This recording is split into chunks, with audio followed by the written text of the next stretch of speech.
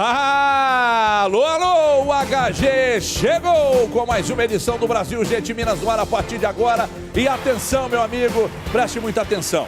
Agora você confere as principais notícias de Belo Horizonte, do estado de Minas Gerais. Eu daqui, você daí, eu com esse paletó do Roberto Carlos e você daí com o controle na mão. Não mude de canal porque o programa tá quente. Nós vamos mostrar, atenção, lamentavelmente, mostrar mais acidentes com mortes nas estradas mineiras. Daqui a pouco, todos os detalhes. Tem ainda uma reportagem sobre a insegurança nas casas noturnas de Belo Horizonte. Já mostramos aqui há 2 semanas um tiroteio numa casa próxima à Lagoa da Pampulha. Vamos falar desse assunto. E você vai conferir também uma reportagem completa sobre o uso dos agrotóxicos, que está crescendo entre os produtores mineiros. Você tem uma denúncia aí? Então envia pra gente no nosso Bandzap 997727663. Manda pra cá, porque a gente apura e te ajuda a resolver. Problema seu, amigo, é problema nosso também. 997727663. Manda pra cá e aproveita também para mandar o seu nome e a cidade que você está assistindo o nosso Brasil Gente. Não perca tempo, ok? Então manda pra cá, participe, interaja conosco no 997727663. Eu já começo falando que no início da manhã, aliás, no início da manhã, nós tivemos um acidente gravíssimo na BR-381 em Sabará, na região metropolitana de Belo Horizonte, popularmente conhecida pela rodovia do Capeta, rodovia da morte. 3 pessoas morreram depois que um carro bateu na lateral de um caminhão-tanque, invadiu a contramão e bateu de frente com outro caminhão. Diogo Ramalho conta essa história trágica, mais um final trágico nas estradas de Minas. Veja aí. O carro ficou completamente destruído com o impacto da batida e teve que ser cerrado pelos bombeiros para a retirada dos corpos que ficaram presos às ferragens. O trânsito ficou congestionado no local. Nosso trabalho vai durar de cerca de 30 a 40 minutos. O carro está bastante compactado, né? Pode ser que seja um pouco dificultoso retirar os corpos do local. A porta está muito próxima, a porta do passageiro do lado direito está muito próxima ao volante do motorista. As vítimas são muito prensadas. De acordo com informações do Corpo de Bombeiros e de testemunhas, este veículo Fox, placa São Paulo, ia sentido Belo Horizonte, quando às 6h20 da manhã o motorista teria perdido o controle e o veículo invadido a contramão. Ele acabou batendo lateralmente em um caminhão que ia no sentido contrário antes de atingir em cheio este outro caminhão que também ia no sentido João Monlevade. As 3 pessoas que estavam no veículo morreram na hora. No local onde constatou que eram 3 vítimas, as 3 já em óbito. Geraldo dirigia o caminhão que foi atingido na lateral e Guilherme é o motorista do caminhão que bateu praticamente de frente com o Fox. Horas após o acidente, os 2 ainda estavam assustados. Não deu tempo de fazer nada. Ele passou para a contramão, e veio de frente comigo. Eu tentei fazer alguma coisa para ver se evitava. O motorista era Hélio Farias Batista, de 52 anos. Mesma idade da passageira Elza Martins de Paiva Castro, que estava sentada na parte de trás do carro. O outro passageiro era Geraldo Narciso de Castro e tinha 53 anos. Que tragédia, hein? Mais uma. Pela 2ª semana consecutiva, mais uma tragédia, mais um dia de mortes nas rodovias mineiras. Agora, uma coisa me chamou a atenção nesse acidente aí.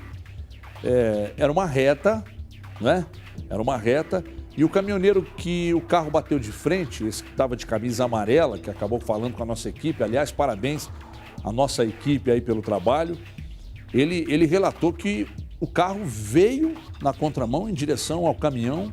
Vocês viram ali ele dizendo, eu tentei fazer alguma coisa, mas não pude evitar. Então,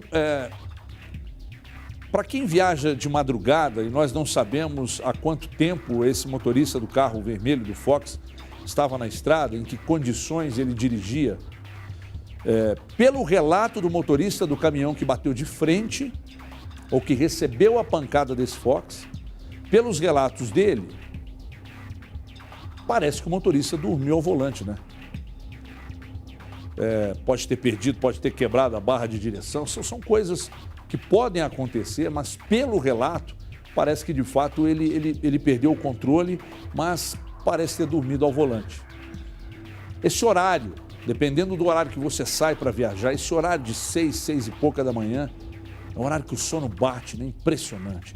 Claro que não tem hora para bater o sono, mas quem já está rodando há mais tempo, esse horário, quando o sol nasce, esse horário de 6 e pouquinho, é um horário que bate um sono monstruoso.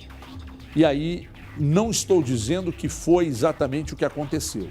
Diante do relato do motorista do caminhão, eu imagino que isso possa ter acontecido, que isso possa ter ocorrido. E é o que a gente tem que lamentar, porque mais um acidente com 3 ocupantes mortos. E o que me chama a atenção nas últimas 2 semanas é que nós tivemos hoje esse acidente com 3 mortos dentro do mesmo carro.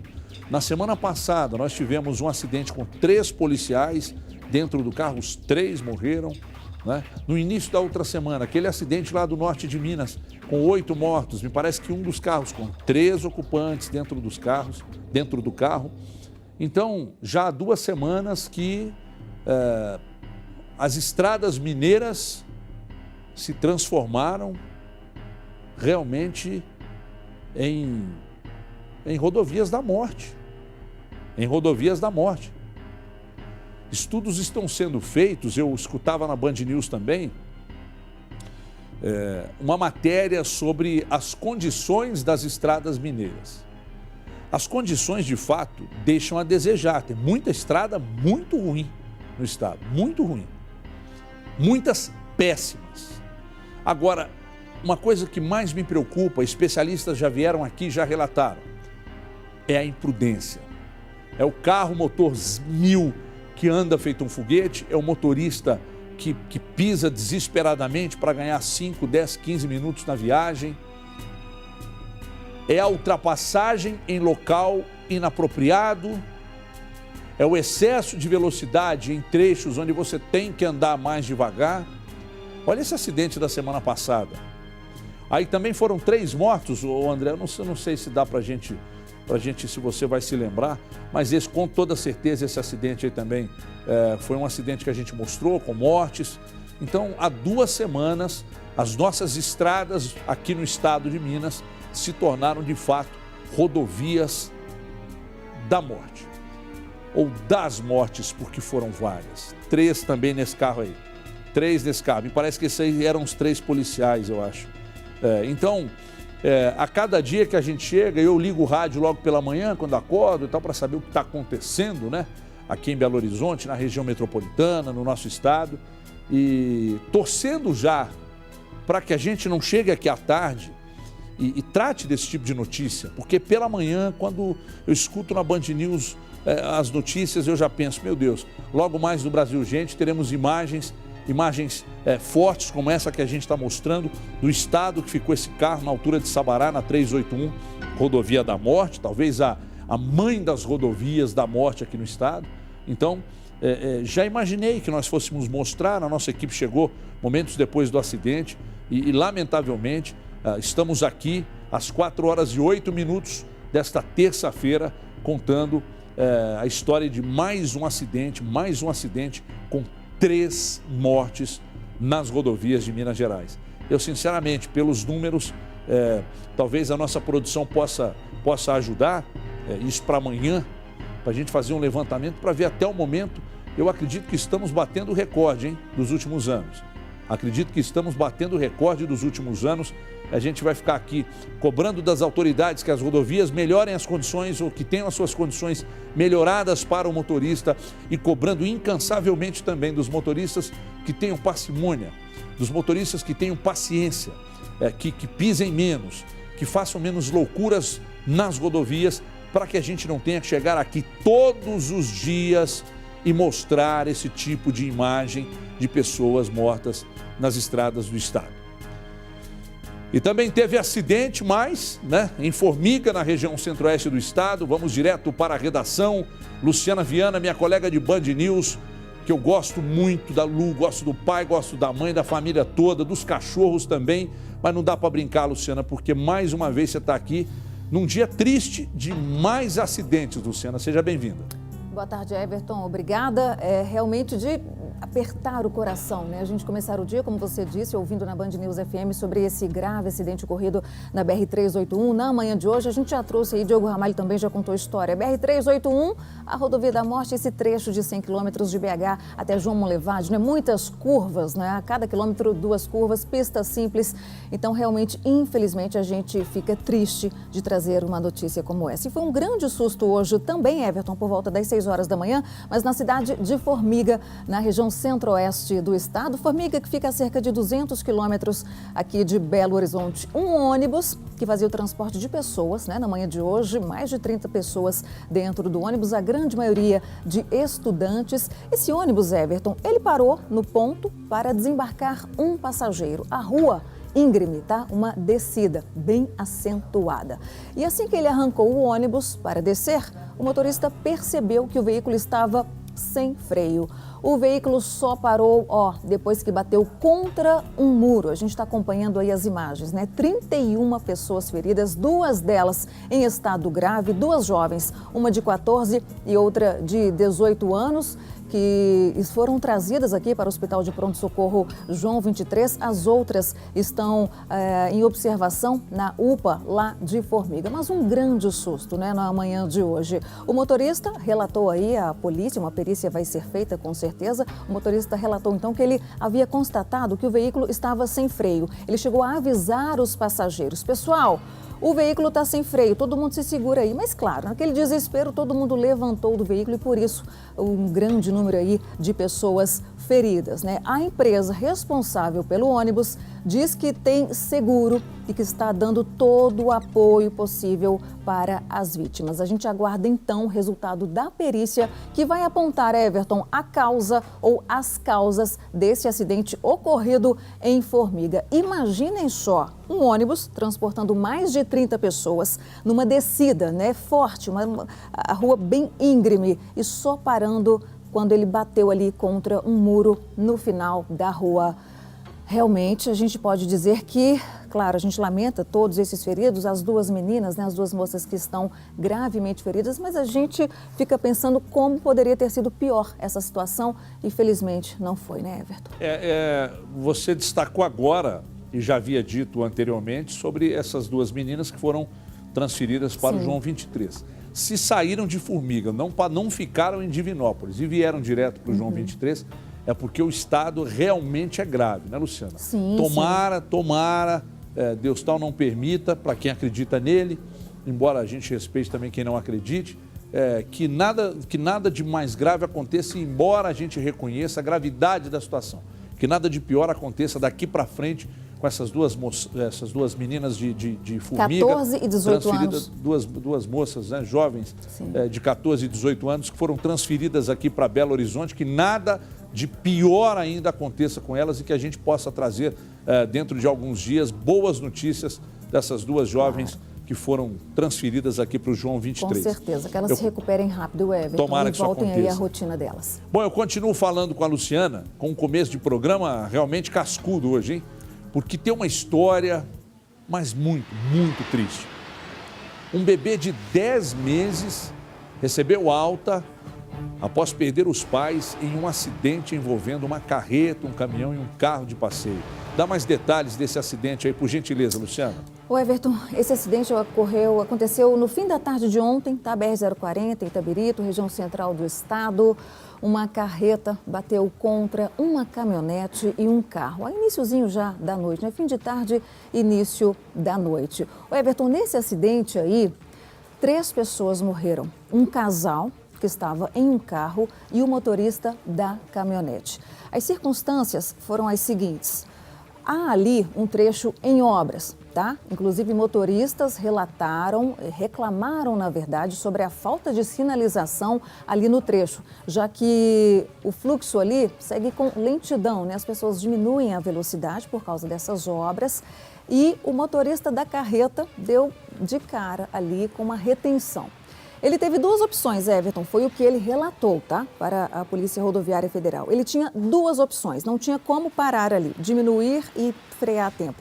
Ou ele jogava a carreta em cima de um caminhão que transportava combustível ou ele jogava a carreta para o sentido contrário, para a contramão. Foi a opção dele. Ele acabou passando por cima de um carro e batendo contra a caminhonete. Neste carro estavam duas pessoas, né? Um casal, um homem de 48 anos, a mulher de 38 e a filhinha deles, um bebê de 10 meses, Everton, que milagrosamente saiu aí viva dessa história, essa criança, né? Foi um resgate muito emocionante, todo o trânsito ali foi interditado, um trabalho intenso da Polícia Rodoviária Federal, dos bombeiros, Polícia Militar, socorristas, né?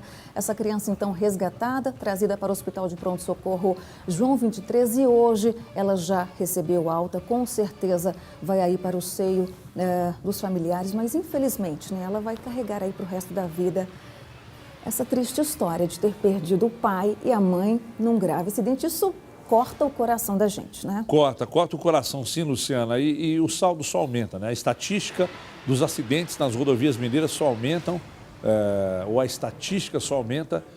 E volto a destacar que não duvido que estejamos vivendo um 2018 dos anos mais sangrentos, pelo menos até esse período, até julho. Já estamos praticamente entrando no mês de agosto, mas deve ser um dos meses de julho mais sangrentos dos últimos anos nas estradas mineiras. Lá a gente lamenta profundamente o acidente com as mortes, mas há um saldo ainda positivo, né? Que é essa criança de 10 meses que recebeu alta. No final de semana, Luciana, lá em São Paulo, mesmo tendo acontecido em São Paulo, eu vou relatar e eu gostaria que você ficasse na tela comigo aqui. Sim. Lá em São Paulo aconteceu um acidente no final de semana e me parece que a carga do caminhão caiu sobre um casal que estava na boleia e a mulher estava grávida. Não sei se você teve acesso ou contato com essa notícia. BR-116. E aí, no momento em que que a carga caiu sobre eles, a barriga dela ficou naturalmente comprimida pelo peso da carga e ela acabou tendo um parto no momento do acidente ali, né? Exatamente. O bebê nasceu naquele... Olha que coisa, que história maluca essa. E os bastidores dessa notícia triste, né? Mas enfim, com um bebê aí salvo. Só retomando aqui a história de Itabirito, o bebê, Everton, esse bebê que recebeu alta ontem, estava na cadeirinha, tá? Estava ali na cadeirinha. Isso é importante ser destacado, sim, Luciano. Sim, e todo o Isso trabalho é ali muito dos importante bombeiros se destacar. em meio às ferragens, né? Para retirar então esse bebê de 10 meses, que felizmente a gente torce para que tenha uma vida abençoada aí. Então veja você que está do outro lado. lado. Esse acidente na 116 que você citou sobre a mulher foi o seguinte, o caminhoneiro deu uma carona para essa mulher grávida de 9 meses, né? Ela pediu carona, enfim, se deslocar entre uma cidade e outra, o caminhoneiro deu a carona para ela, se envolveu aí, então nesse acidente, a carga caiu sobre ali a boleia, né, do caminhão. Enfim, o único sobrevivente, um bebê, né, que nasceu ali naquele momento de 9 meses. Então, Everton, são situações inusitadas que realmente nos deixam chocados, surpresos, não é? Então, mais uma história envolvendo criança, hein, essa semana. Esse bebê de 10 meses aí, né, que resistiu a esse gravíssimo acidente. 2 milagres, hein, Luciano? Pois é. E esse para quem acredita, mais uma vez, é sempre bom destacar, porque a gente respeita quem está do outro lado e que não pensa como a gente, né? Então a gente fala em milagre, tem gente que acha que não, que são circunstâncias e tal, mas como eu acredito, eu faço questão de destacar 2 milagres, né? Um bebê estava dentro da barriga da mãe, no momento do acidente, nasceu e está passando bem. Sim, esse e uma criança de 10 meses que estava na cadeirinha, depois desse acidente, um caminhão passou em cima, sobre o carro, e essa criança recebeu alta e também está passando bem. Exatamente. Deixa eu só trazer mais uma curiosidade, enfim, sobre essa história ocorrida lá em São Paulo, na BR-116, e que realmente chamou a atenção de todo o Brasil. Essa mãe, Everton, ela estava sem nenhum documento, então não havia nenhuma identificação em relação àquela mulher e corria o risco de ela ser enterrada, né, como indigente. Mas aí a polícia, diante desse fato, né, de um parto ali naquele momento, a mãe morta, a criança ali nascendo naquela situação, a polícia fez um trabalho de investigação, correu atrás, localizou os familiares e esse bebê, né, que veio aí nessas circunstâncias, já está com os avós, maternos. Muito bem. Luciana, muito obrigado. Daqui a pouco eu volto com você aí da redação. Seja sempre muito bem-vinda, Luciana Viana, comigo aqui no Brasil. Gente, você que está ligado, são 4 horas mais 19 minutos, hora oficial do Brasil. E eu gostaria que você participasse do nosso Brasil Gente, para me falar de que cidade você está acompanhando o nosso programa. Manda um band zap para mim aqui, meu telefone está aqui no canto alto da tela, 99772-7663. Manda aqui para o meu band zap, diga-me de onde assiste o Brasil Gente, que cidade você está, que bairro você está, é na região metropolitana, é um bairro da capital, está na região metropolitana, está no interior. Ah, mas eu estou aqui ao lado do meu pai, da minha mãe, da minha avó, do meu avô, de um amigo, de uma amiga. Manda para mim um nome que daqui a pouco a gente distribui aqueles abraços e registra naturalmente a sua participação aqui no nosso WhatsApp. E não deixe também de enviar as broncas, hein? Tem uma foto, tem um vídeo de algum problema ocorrido na sua rua, na sua cidade, manda para cá e você de quebra se tornará um repórter aqui do nosso Brasil Gente. O meu telefone é o mesmo, o WhatsApp é o mesmo, 99772-7663, ok? O aumento de registros de violência em casas de shows, boates e bares aqui da capital chamou a atenção dos vereadores do município. Foi realizada hoje uma audiência pública para discutir ações que possam dar mais segurança aos frequentadores e vizinhos dos estabelecimentos. O caso mais recente foi há menos de um mês, quando um tiroteio na porta de uma boate no bairro Itapuã, na região da Pampulha, deixou 6 feridos e 1 morto. Diogo Ramalho conta toda essa história agora, na tela da Band, veja. A audiência aconteceu hoje pela manhã e contou com a presença de representantes da Secretaria de Estado de Segurança, Polícia Civil e Militar, Guarda Municipal, Associação Brasileira de Bares e Restaurantes, entre outros órgãos e instituições. A sessão foi presidida pelos vereadores Irlan Melo, do PR, e Pedro Bueno, do Podemos. Nós temos, até o momento, 23 casas fiscalizadas e das 23, 20 estão com a VCB vencido ou não existem. Isso é requisito para o alvará. Então, essas casas precisam ser imediatamente interditadas. Temos algumas ideias, como, por exemplo, um convênio da prefeitura, do município, com as forças de justiça, por exemplo, o Tribunal de Justiça, Juizado Especial, Ministério Público, para que, acontecendo um problema numa casa dessa noturna, imediatamente essas pessoas sejam levadas ao juizado, para evitar que as mortes, lesões corporais continuem acontecendo. Segundo o vereador, as boates e casas de shows que não estiverem totalmente dentro dos padrões de segurança serão visitadas pela fiscalização o mais rápido possível. A partir dessa semana, retomamos os trabalhos em plenário. Então, nós devemos marcar uma nova audiência, uma nova reunião da comissão para marcar as visitas para essas casas que estão irregulares na cidade de Belo Horizonte. Existem situações que são absurdas, como, por exemplo, um estabelecimento que tem um alvará para residência funcionar na área comercial. É o WAVE, né, que é o estudo de impacto da vizinhança, ele não foi fechado e aí você concede um alvará provisório e as empresas estão funcionando com alvará provisório 1, 2, 3, 10 anos. Isso tem que acabar na cidade de Belo Horizonte. Já existem 3 projetos de lei em tramitação aqui na Câmara Municipal de Belo Horizonte para punir os responsáveis por tumultuar casas noturnas. Além deles, os estabelecimentos podem ser responsabilizados e penalizados. Existe projeto, por exemplo, de detectores de metais para casas acima de 300 pessoas. Existem também projetos que estão tramitando no sentido de somente permitir que vigilantes credenciados possam estar trabalhando nessas casas, porque a gente sabe que, infelizmente, pessoas que são da área, mas não são especializados, acabam trabalhando. Isso não é bom para a cidade de Belo Horizonte. De 2016 para cá, vários casos de violência foram registrados em casas de shows e boates de BH. O último foi há quase um mês, quando um tiroteio na porta da boate Jolie, na Pampulha, deixou 6 feridos e 1 morto, identificado como Pedro Henrique Vitor Silva, de 20 anos. Outros episódios também tiveram grande repercussão, como a morte do fisiculturista Alan Pontello, de 25 anos, em setembro de 2017, na casa de shows Hangar 677, e do técnico de informática Guilherme dos Santos, de 33 anos, que foi morto a tiros na porta da casa de shows Alambique.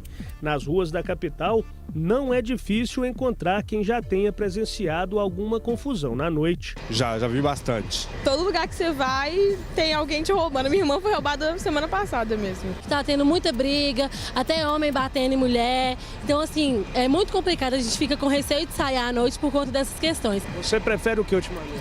Barzinho. Gosto mais de barzinho. Por quê? Por causa do ambiente, né? Menos brigas, é mais tranquilo, você ir com seus amigos, divertir. Tem que fugir de confusão mesmo, hein? Mas fuja mesmo de confusão. Pessoal, são 4h24. Você ligado no Brasil Urgente até às 5 da tarde. E eu paro agora para contar que um idoso de 96 anos morreu depois que um cobertor pegou fogo enquanto ele preparava café em casa. Isso aconteceu no último domingo aqui na capital. Ontem, em Montes Claros, no norte de Minas, uma casa quase foi completamente destruída porque a mangueira de um botijão de gás incendiou. Acidentes domésticos têm sido comuns e destroem famílias. Agora, é importante destacar que medidas simples podem evitar esses problemas, podem salvar vidas. Luciana Viana conta agora aqui na tela do Brasil Urgente, veja aí. O acidente foi por volta das 6 horas da manhã em um cômodo da parte de cima dessa casa, no bairro Palmeiras, região oeste de Belo Horizonte.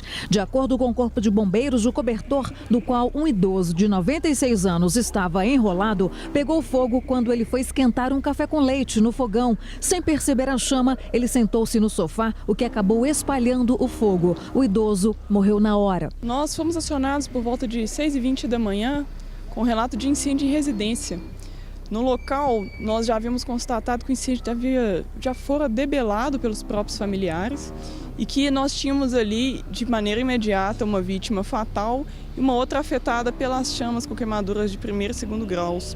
Nós também tivemos outras vítimas por inalação da fumaça. São nas atividades do dia a dia em que os acidentes também acontecem, ou principalmente acontecem. Porque como é algo em que nós estaríamos acostumados a fazer, às vezes as pessoas, por um grau de atenção reduzido, elas não percebem o risco que elas mesmas se colocam. Só este ano, o HPS João 23, aqui em Belo Horizonte, atendeu 210 vítimas de queimaduras por fogo. Em Montes Claros, norte de Minas, por pouco, uma casa não pegou fogo por causa de uma mangueira de um botijão de gás, onde começaram as chamas, que se alastraram e destruíram uma mesa com cadeiras. Apesar do susto, ninguém ficou ferido. No início de julho, uma criança de 3 anos causou um incêndio em uma casa na capital quando brincava com isqueiro em cima de um colchão. Todos na casa conseguiram sair do local antes que fossem atingidos. De acordo com o Ministério da Saúde, 1 em cada 4 crianças hospitalizadas no país é em decorrência dos acidentes domésticos, que podem ser evitados com cuidados diários. Nós alertamos para que as pessoas elas tomem os devidos cuidados em relação a esse cobertor, que é um material que entra em ignição muito facilmente. Crianças próximos a fogões que estejam com cabos voltados para fora, para a área de passagem, não voltados para a área interna, e também animais que muitas vezes ficam dentro das residências. Se a pessoa, por mais que seja um procedimento relativamente simples de combate, ela não fizer o acionamento 93, aquilo pode agravar a situação dela e também das pessoas ao entorno. Muito bem, é o menor sinal de problema aí com fogo, 193, hein? Não perca tempo. A gente vai para um rápido intervalo. Não mude de canal daqui a pouco. Na volta, nós vamos falar de licenciamento de veículos. Quase 1/3 da frota está irregular. Confira aí. Qual que é a sensação de estar dirigindo sempre? Muito medo, porque pode implicar em várias coisas, e como eu transito em BH, grande BH na verdade, então o risco é muito grande.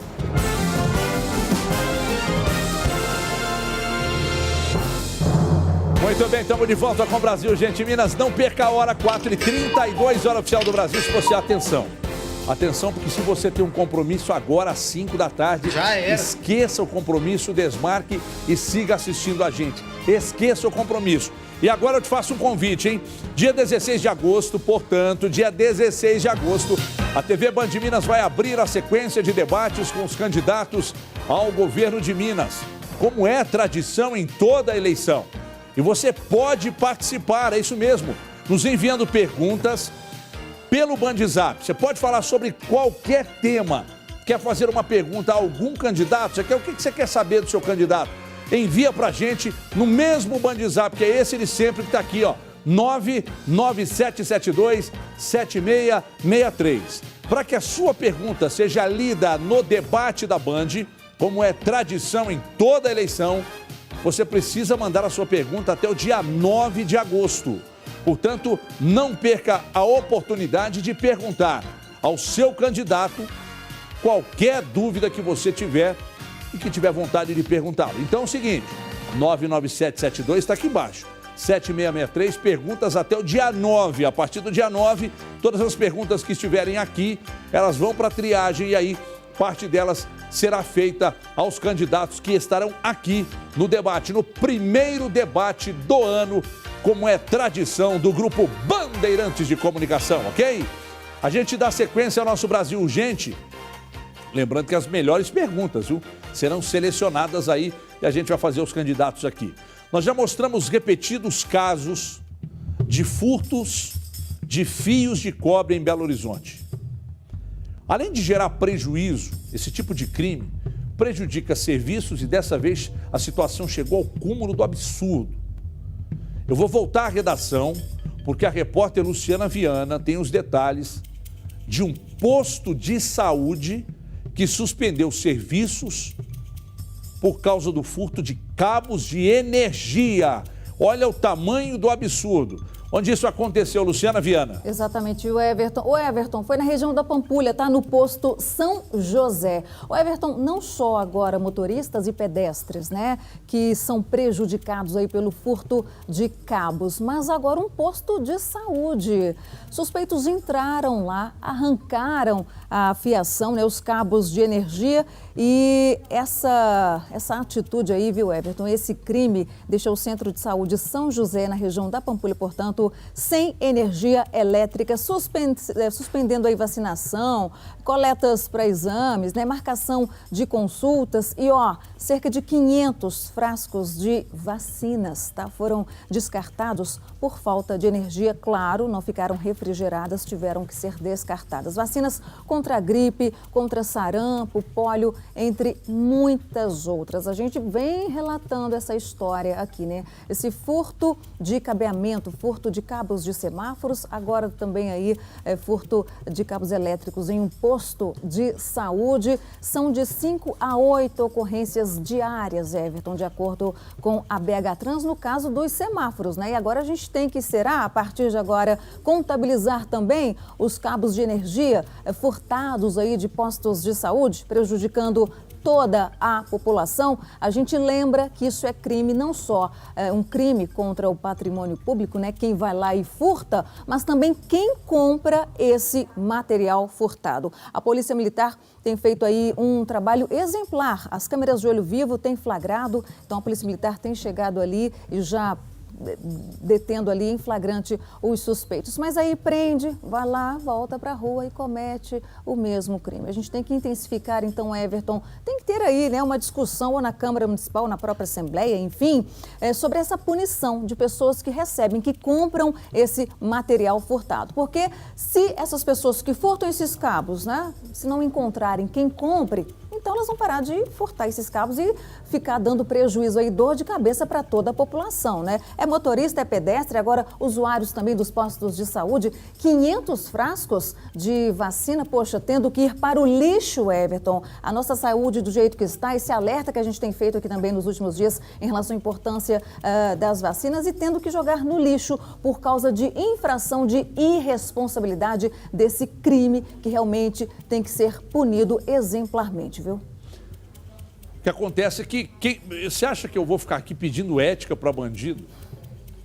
Em alguns casos eles até têm, acredite se quiser. Em alguns casos os bandidos têm ética. Mas esse ladrão pé de China que rouba cabo, isso aí é vagabundo, isso aí é para trocar por crack. É o ladrão pé de chinelo, ele rouba para trocar por crack e tal. Agora vamos lá. Próximo ao posto de saúde, há alguma câmera que possa mostrar que alguém tenha passado por ali com esses cabos, com esses fios nas mãos? Onde se comercializa esses cabos? A Luciana destacou agora. onde se comercializa esses cabos. Não dá para a polícia, de repente, chegar e aí, você comprou? Comprou de quem? Não é? Será que nenhuma imagem pode flagrar esses caras, a movimentação desses vagabundos ali próximo esses vagabundos próximos ao Centro de Saúde de São José? Agora veja só o tamanho do transtorno, né? Eles roubam os cabos de energia, o posto fica sem energia, perde vacina, a população que é atendida diariamente, e não é pouca gente, fica sem o atendimento. Olha o tamanho do prejuízo que esses vagabundos dão à população. Já contei e vou repetir porque o assunto voltou à tona. Recebemos aqui alguns policiais há um tempo, eu não vou me lembrar do nome, qual era o tenente que esteve conosco aqui, da Polícia Militar. Ele me disse que prendeu um ladrão de cabo de semáforo mais de 40 vezes. Mesmo, mais de 40 vezes. Ainda brinquei com ele, daqui a pouco você para a viatura e ele já te chama pelo nome e você o chama pelo nome. Porque o contato é muito intenso. Prende, leva, solta, o cara volta para o mundo do crime. O policial vai lá, prende, leva, a justiça solta, ele volta e continua cometendo o mesmo crime. Então é impressionante como isso acontece de forma corriqueira, frequente, e agora já começou o prejuízo que é dado aos motoristas de trânsito quando roubam e esses semáforos não funcionam, trazendo risco para os motoristas, agora começou a atingir a população. Porque os caras não roubam, eles não querem roubar só o cabo de semáforo, não, agora é cabo de energia também. Meu Deus do céu, que coisa bizarra, que coisa bizarra. Obrigado, Luciana, daqui a pouco eu volto com você. Atenção, motoristas, preste atenção.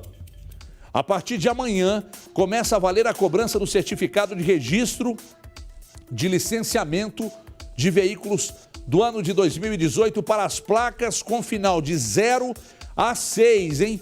E de acordo com o Detran, aqui em Minas, 29% da frota ainda não está com a documentação em dia. Se pegar, vai ter uma canseira danada. É carro apreendido, nossa senhora, o transtorno é muito grande, então vai lá e paga. Diogo Ramalho conta, veja aí. De acordo com o Detran, Departamento Nacional de Trânsito de Minas Gerais, aqui no estado mais de 2,5 milhões de veículos ainda não estão licenciados, o que corresponde a quase 30% da frota, que é de quase 9,5 milhões veículos. Segundo este delegado, a partir desta quarta-feira, quem for pego dirigindo sem o documento terá problemas. O Código de Trânsito estabelece uma multa gravíssima, o artigo 230, infração gravíssima.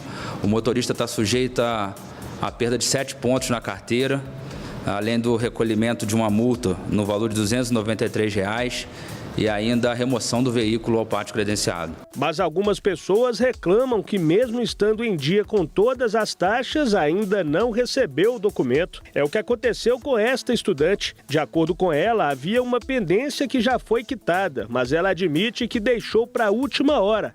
Pagou as multas ao fim do prazo, mas até agora nada. Olha, eu realizei o pagamento no dia 31 de março. Em março eu realizei o pagamento e até hoje minha documentação não chegou. Tinham 2 multas, né? Inclusive eu efetuei o pagamento das 2 multas também nessa mesma data e até agora nada. Eu sei que não resolve muito, mas eu sei que estar em posse dos recibos ajudaria, dependendo do agente que me parar, né? As guias para pagamento das taxas devem ser emitidas na página da Secretaria da Fazenda na internet, nas repartições da Secretaria ou nas unidades de atendimento integrado, mais conhecidas como UAI. As quitações devem ser feitas nos bancos credenciados e casas lotéricas, sempre com a apresentação do RENAVAN, Registro Nacional do Veículo. Após 3 tentativas de entrega do documento do veículo pelos Correios, o mesmo vai ser enviado a outro destino, onde poderá ser resgatado. Depois de 3 tentativas, esses documentos eles voltam para o Detran no interior do estado. Eles voltam para a delegacia regional, então é importante que o proprietário procure e busque informação na delegacia regional e aqui na capital no posto do UAI. Simone ainda tem dúvidas, porque o número de identificação apresentado pelos Correios indica que o documento já foi enviado, o que ainda não aconteceu. Mas o delegado explica que ainda está dentro do prazo e em 1 ou 2 dias irá acontecer o envio. Enquanto isso, quem estiver na mesma situação, melhor não sair dirigindo por aí. Até lá, nós aconselhamos a não circular com esse veículo. O recibo e o comprovante de pagamento, ele não substitui o documento obrigatório, né? Somente o CRLV de 2018 é que vai ser aceito pelas autoridades. A Polícia Militar vai intensificar essa fiscalização a partir da próxima quarta-feira. A gente já tem essa informação, então é importante que o motorista fique atento. Qual que é a sensação de estar dirigindo sempre? Muito medo, porque pode implicar em várias coisas, e como eu transito em BH, grande BH na verdade, então o risco é muito grande. 29% da frota ainda não tem documentação regularizada. Em que coisa, que coisa. Deixa eu mandar um abraço para o Maico, um colega nosso, que está sem o documento. Aquele abraço para ele, está sem o documento. Aí fica lamentando. Nós temos um grupo de WhatsApp, né? Só nesse grupo, só coisa séria, a gente só discute coisa séria, não há nada além de assuntos de família e tal. E aí ele fica lá se lamentando, ai, meu documento ainda não chegou, então não anda na moto. Menino excomungado.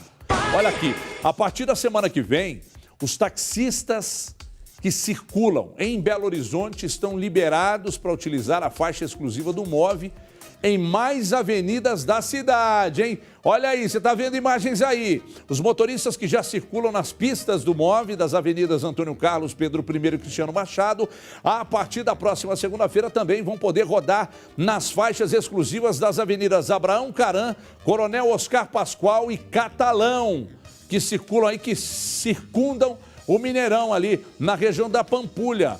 A novidade foi anunciada em uma coletiva na manhã de hoje pelo prefeito Alexandre Calil e o presidente da BH Trans, Célio Freitas, em um evento na sede do Sindicato Intermunicipal dos Condutores Autônomos de Minas Gerais. Boas notícias. Gente, isso é tão importante, isso desafoga o trânsito, uma quantidade, isso fomenta a classe dos taxistas, que tem uma briga meio que desleal com os motoristas de aplicativos. Isso fomenta a classe, isso é muito importante. Mais uma boa iniciativa. Gostei. E tem que aumentar mesmo. Todo mundo dirigindo naturalmente na pista do MOVE com responsabilidade, hein? Meus amigos motoristas de táxis ligados aqui no nosso Brasil, gente, muitos têm a telinha aí dentro do carro, parado no ponto, assistindo a gente. Muito obrigado. Manda para o nosso Bandzap, 997-727663. Manda para... Mas dirigindo pode não. Manda aí que você está parado, que ponto que eu sei que nós vamos fazer uma propaganda ainda para você aqui. Deixa eu voltar à redação, porque a Luciana Viana tem detalhes sobre o fim do impasse entre o governo de Minas e professores da rede estadual. Prepara o aleluia aí para mim. Alô, Luciana Viana. Alô, Everton Guimarães. Bom, os professores da rede estadual voltaram às salas de aula hoje porque ontem foi depositada a segunda parcela do salário referente a junho. Estamos no dia 31 de julho, amanhã já é agosto, enfim. Ontem, então, foi depositada a segunda parcela dos salários dos professores da rede estadual, né, aqui em Minas Gerais. Essa segunda parcela depositada já com 5 dias de atraso. Segundo o sindicato, será sempre assim, tá? O governo, não é novidade, está parcelando os salários dos servidores estaduais em até 3 vezes, né? Quem ganha até R$3.000, parcelado em 2 vezes, 1.500 mais 1.500, em alguns casos 3.000, né? Enfim, para funcionários ali da área de saúde, da FEMIG especificamente, e também para a segurança pública. Mas, enfim, Everton, para o pessoal da educação, então eles retomaram hoje as atividades, porque a segunda parcela foi depositada ontem, viu? Está prevista para hoje o depósito, o depósito da terceira parcela para quem ganha, então, mais de R$3.000. A gente segue acompanhando. E só uma coisinha rapidinha, Everton, a gente traz aqui, a gente está em ano de eleições, a gente não está aqui falando de gestão A ou B, não, tá? Se tem aí dinheiro em caixa ou não, porque gestão A, culpa B, gestão B, culpa A. A gente só está trazendo à tona a situação pela qual, crítica, complicada, que passa os servidores, enfim, estaduais aqui do estado, viu, Everton? É um pipinaço, Luciano. Estado quebrado, já vem de tempo. Não estou falando também de gestão, que nem a Lu, não é gestão atual. A anterior também, a atual. O Estado está quebrado, mas eu volto a fazer aquela pergunta. Por que quem está dentro não quer sair, quem está fora quer entrar? Para pegar um Estado quebrado, hein? Toca o aleluia aí, que o dinheiro caiu, Fabrício. Aleluia!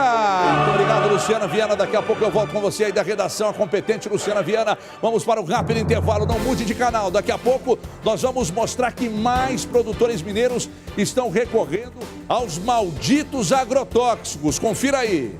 É muito difícil num país como o Brasil, que é tropical, em que as pragas e doenças elas têm um potencial muito grande de desenvolvimento, não utilizar produtos fitossanitários para o combate dessas pragas e doenças.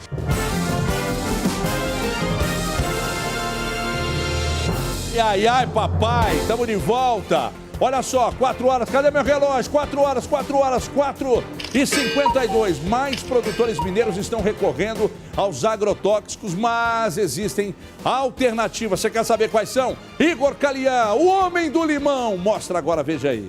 1/3 da riqueza produzida em Minas Gerais vem da terra. A agricultura é a certeza de uma economia forte no estado e no país. Mas manter a produção com números altos tem um preço: o uso dos agrotóxicos. Numa pesquisa divulgada recentemente pelo IBGE, 60% dos entrevistados afirmaram usar algum tipo de fertilizante em seus estabelecimentos. Isso não quer dizer que foi utilizado mais produto na condução das lavouras, na condução das atividades agropecuárias. Por exemplo, você usa remédio para dor de cabeça? Sim, não quer dizer que você acabou de utilizar ou que você utiliza mais produto. Só quer dizer que você sim ou não utiliza o produto. E a produção lá no campo resulta nisso aqui: uma bancada cheia de variedades e produtos conservados. Agora, será que sem o uso dos agrotóxicos no Brasil seria possível produzir tanto e em alta escala? Para a coordenadora da assessoria técnica da Federação da Agricultura e Pecuária de Minas Gerais, não. É muito difícil num país como o Brasil, que é tropical, em que as pragas e doenças elas têm um potencial muito grande de desenvolvimento, não utilizar produtos fitossanitários para o combate dessas pragas e doenças. Quando o assunto é hortaliças, o Pedro acredita que sim. Tanto que há mais de um ano criou esta fazendinha urbana em um shopping aqui em BH. 7 tipos de alfaces e várias outras folhas são cultivadas, vendidas e até consumidas por aqui. O cultivo na estufa, de mais de 1.500 metros quadrados, é feito pelo sistema de aquaponia. É o consórcio entre a criação dos peixes e o cultivo das hortaliças. Então a gente cria o peixe na água e as excreções desse peixe passam por uma sequência de filtros que transforma essas excreções em nutrientes para as plantas. Então acaba que o produto fica muito mais saudável e um processo mais natural, mais orgânico. Dentro da estufa não entram insetos, não entram pragas, um grilo, uma lagartinha, um caramujinho, isso não entra dentro da produção, fazendo com que não seja nem necessário a utilização de um defensivo químico.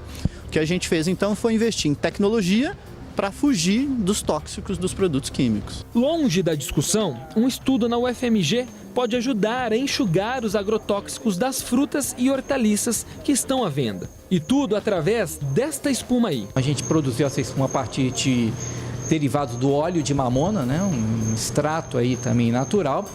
E nessa espuma a gente adicionou um componente que de repente é o mais importante até no nosso sistema, que é um resíduo da indústria petroquímica. Seria mais um momento aí de você ter algum tipo de segurança na utilização daquele alimento. No momento aí seu transporte, do próprio armazenamento desse alimento, a gente teria como também promover uma certa descontaminação do alimento. Ainda vai um tempo para o produto ser patenteado, mas já existe a possibilidade. Enquanto isso, a discussão continua. Para a coordenadora da FAENG, os agricultores estão cada vez mais conscientes sobre o uso dos defensores. Ele zela e precisa continuar zelando pelas boas práticas agropecuárias. Ele só consegue produzir no campo, alimentar todos nós e comercializar, gerar saldos, gerar emprego, se ele realmente conduz a sua atividade corretamente. Erros acontecem, mas estão para ser corrigidos e nós auxiliamos o produtor na condução adequada das suas atividades rurais. Para quem busca uma outra opção, os orgânicos já são uma realidade. A gente precisa produzir e consumir perto de casa. Não faz sentido a gente cultivar tão longe para gastar com tanto transporte, ter um produto que viaja e acaba perdendo e desperdiçando ao longo dessa cadeia. E lógico, você colhendo ele fresco, você vai precisar de menos químicos, de menos cuidado e o produto vai chegar com muito mais qualidade na mesa do consumidor. Lava bem, se for possível, compre do pequeno produtor também, que é interessante. Toma cuidado, o orgânico também funciona. E muito cuidado no que você anda comendo. Ó, daqui a pouco tem Joel da Atena com as notícias de São Paulo e de todo o Brasil. Mas eu vou destacar agora quem tá ligado no Brasil, gente do interior do estado. O Mário de Poços de Caldas, o Luiz Felipe de Montes Claros, o Adilson de Pouso Alegre, João Pereira sempre com a gente em Andrelândia. O Juliano de Sete Lagoas, o Moisés de São João del Rei, a Isabel de Prudente de Moraes, Rubens de Três Marias, Carlos de Teófilo Otoni, a Luana Laura de Alfenas, da região metropolitana, o Éder de Raposos, o Walter sempre ligado no Brasil. É todo mundo ligado em São José da Lapa, o William também é outro que tá ligado. A gente vai embora, mas volta amanhã. José Luiz da Atena, no Joel da Atena na tela da Band. Amanhã às 4 a gente tá de volta. Um abraço, tchau, meu povo!